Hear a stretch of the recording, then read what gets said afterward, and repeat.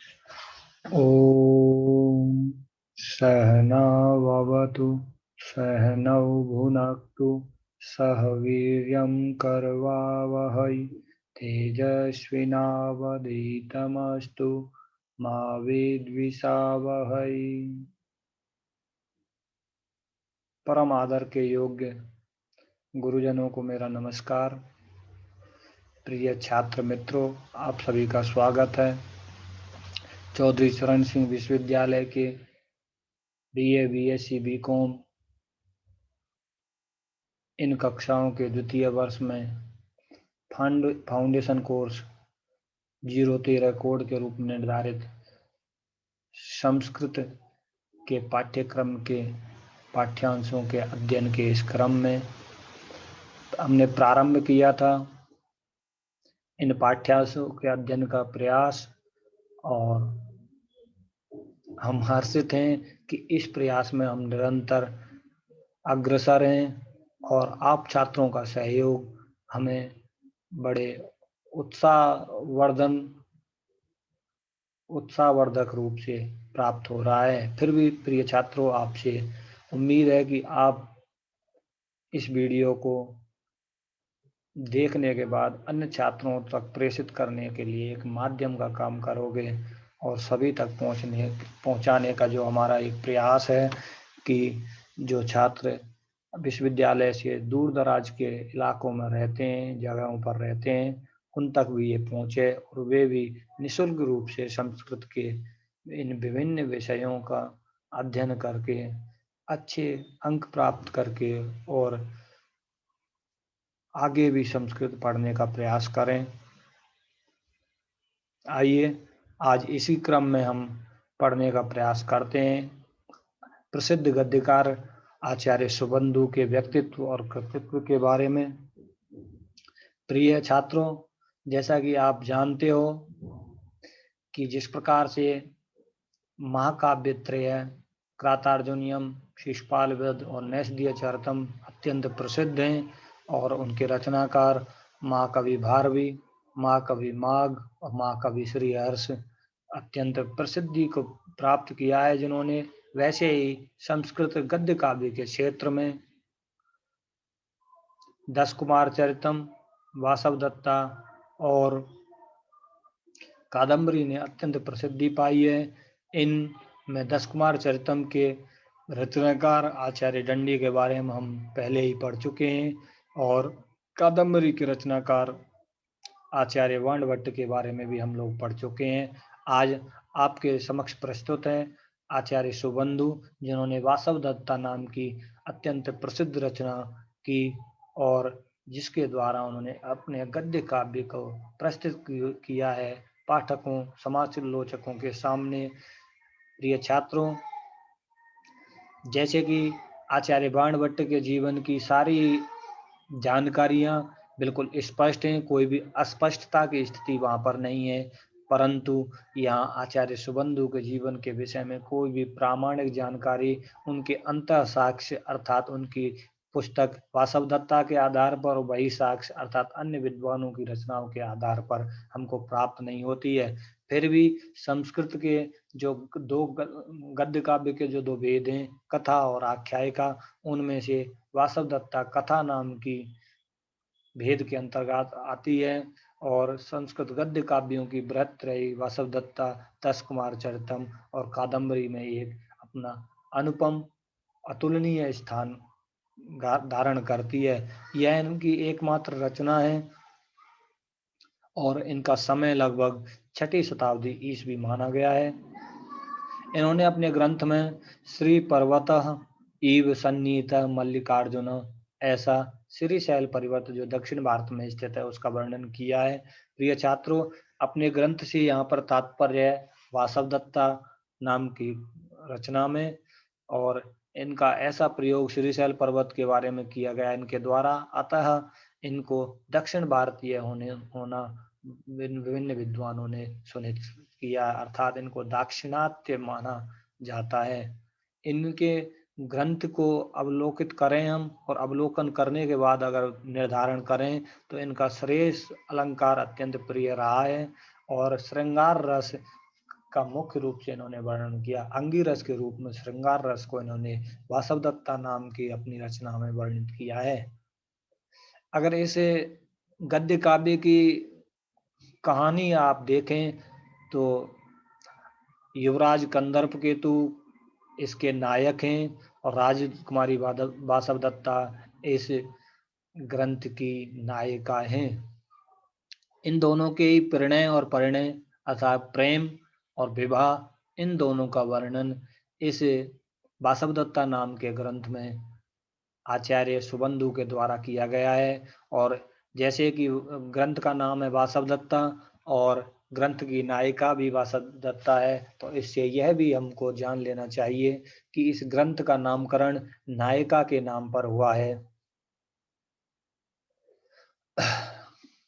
और पूरी कहानी आप देख सकते हैं कि इस गद्य काव्य में राजा चिंतामणि के पुत्र हैं युवराज कंदर्प केतु, और श्रृंगार शेखर की पुत्री है राजकुमारी वासवदत्ता, और उन दोनों में स्वप्न में ही देख करके एक दूसरे के प्रति आकर्षण हो जाता है, आकृष्ट हो जाते हैं वे दोनों। इनके मित्र का नाम है युवराज कंदर्प को केतु के मकरंद, और इसको सुख दंपत्ति के वार्तालाप से ज्ञात होता है कि जिस राजकुमारी को इन्होंने स्वप्न में देखा था वह राजा श्रृंगार शेखर की पुत्री वासवदत्ता है, और श्रृंगार शेखर पाटलिपुत्र के राजा हैं। और उन्हीं के वार्तालाप से इनको यह भी पता चल जाता है कि वह वासवदत्ता भी उससे अर्थात कंदर्प केतु से प्यार करती है, और उसी वासवदत्ता ने कंदर्प केतु को ढूंढने के लिए तमालिका नाम की मैना को भेजा है। इस प्रकार तमालिका नाम की मैना और सुख दंपत्ति, इन दोनों के वार्तालापों से इन दोनों प्रेमी और प्रेमिका का पाटलिपुत्र जो राजा श्रृंगार शेखर के राज्य है जहाँ पर, वहां पर मिलन होता है। परंतु उसमें एक समस्या ये आती है कि राजा श्रृंगार शेखर ने वासवदत्ता का विवाह एक विद्याधर से पहले से ही निश्चित कर रखा है, इसलिए दोनों वहां से भाग करके और प्रेम विवाह करने का निश्चय करते हैं मायावी घोड़ी से। इस प्रकार से यह कहानी चलती रहती है और अंत में दोनों का प्रेम जो है परिणय में अर्थात प्रेम जो है विवाह में परिवर्तित होता है। और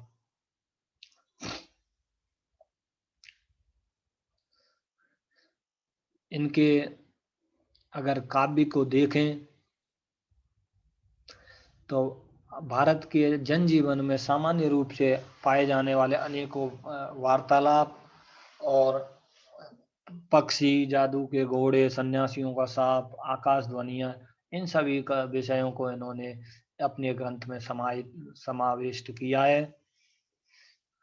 हम जब रीति की दृष्टि से देखें तो वासवदत्ता में गौड़ी रीति का प्रयोग किया गया है। और वासवदत्ता के बारे में सुबंधु ने खुद ही कहा है कि प्रत्यक्षर श्लेषमय प्रबंध विन्यास वैदग्ध निधि, अर्थात प्रत्येक अक्षर में श्लेष की रचना वे करना चाहते थे और श्लेष की रचना उन्होंने की है। साथ ही समासों की भी भूयिष्ठता इस ग्रंथ के अंतर्गत पाई जाती है, अतः गौड़ी रीति इसमें होती है। इनके श्लेष को देखें आगे, वानर सेना मिव सुग्रीवांगद उपशोभिताम, इसे को भी देख सकते हैं। विरोधाभास अलंकार का प्रयोग भी देख सकते हैं। अग्रहेणापि काव्य जीवज्ञेन, और अनुप्रास का उदाहरण भी हम देख सकते हैं। मद कल कल हंस सरस शितोद भ्रांतम, यमक का उदाहरण काफी सुंदर सा इन्होंने दिया है। आनंदोलित कुसुम से केसरे केसर रेणु मुसित, रणित मधुर मणिनाम रमणीनाम शिकच कुमुदाकारे मुदाकारे। और एक अत्यंत महत्वपूर्ण इस ग्रंथ के अंतर्गत गणित शास्त्र में जो शून्य का वर्णन है वह उस को प्रकट करते हुए आचार्य सुबंधु ने शून्य बिंदु शब्द का प्रयोग किया है।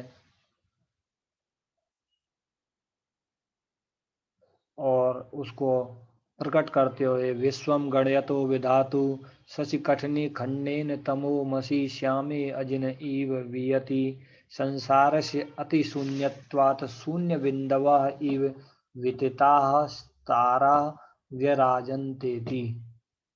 इस प्रकार से शून्य बिंदु शब्द जो है वह शून्य के लिए पहले से ही प्रयोग होता रहा है, संसार के विशेषण के रूप में यहाँ पर आया है और इसको हमें विशेष ध्यान रखना चाहिए। इस प्रकार अनेकों प्रकार से वस्तुनिष्ठ प्रश्न बना करके उन प्रश्नों को उत्तरित करके आप अपनी परीक्षा में उत्तम सफलता प्राप्त कर सकते हैं। प्रिय छात्रों, आचार्य सुबंधु के द्वारा रचित वासवदत्ता के बारे में हमने जाना और आचार्य सुबंधु के व्यक्तित्व के बारे में कोई प्रामाणिक जानकारी हमें मिलती नहीं है, केवल उनके समय का निर्धारण ही अंतः और बाह्य साक्ष्यों का के ऊपर काफी विचार विमर्श करने के बाद विद्वान 6वीं शताब्दी ईस्वी के लगभग निर्धारण करते हैं। उनके परिवार के बारे में, किस गोत्र के थे, कहाँ के रहने वाले थे इत्यादि केवल उनके द्वारा एक प्रसिद्ध कथन के आधार पर उनको केवल दक्षिण भारतीय उन विद्वानों ने सिद्ध किया है। अन्य प्रकार की जानकारी उनके व्यक्तित्व के बारे में प्राप्त नहीं होती है। फिर भी कृतित्व जो उनका है वासवदत्ता वह अत्यंत प्रसिद्धि को प्राप्त है और उसने अत्यंत स्नेह प्राप्त किया है विद्वानों का और अनेक छात्रों ने इस पर रिसर्च भी किया है। अतः प्रिय छात्रों, आप वस्तुनिष्ठ प्रकार के प्रश्न बना करके और अवश्य ही सफलता प्राप्त करें। आप सभी का बहुत बहुत धन्यवाद और आप इन वीडियोज को शेयर अवश्य करते रहें जिससे कि अन्य छात्र भी इसका लाभ उठा सकें। बहुत बहुत धन्यवाद। आगे फिर मिलते हैं।